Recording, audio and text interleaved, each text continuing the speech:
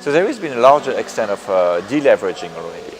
There is some resumption. One of the challenge of a policy like the Federal Reserve has, or many advanced economies central bank has, to create all this liquidity to get your economy going, and that's after all your job, especially when inflation is very low.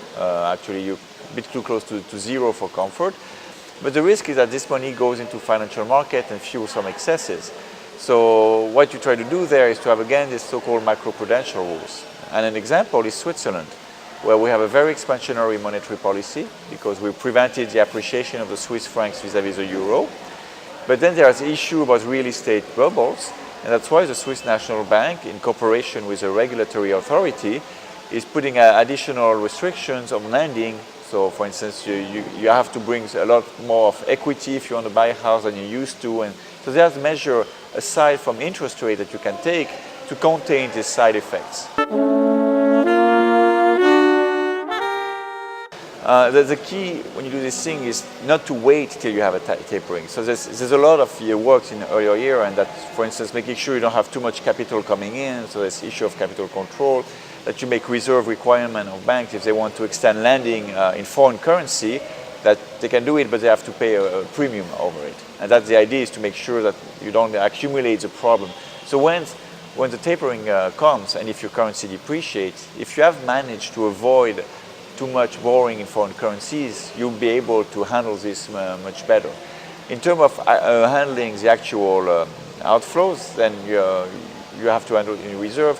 Through the monetary policy or the fiscal policy, you can also handle things. Now, of course, there's no way to make a withdrawal of funds pleasant to handle, that's to be clear. But there's several tools where you can try to contain the damage, and the key aspect is to make sure that before this happens, your banking sector did not go into over-leveraging, or you don't have situation like you had in Eastern Europe, where people took a lot of mortgages in euro or Swiss francs, and then things can become dicier. There's a lot of preemptive work that has to be done. So the idea is you want to make sure, for instance, that your financial sector is resistant. Okay. So these are already measures you take before the problem happens. You make sure that there's not too much borrowing in foreign currencies, that there's not too much leverage, and Peru has been active in this respect, as have many other countries. And so when the shock hits you, you better prepare to absorb it. There's also, you can have use of foreign exchange reserves.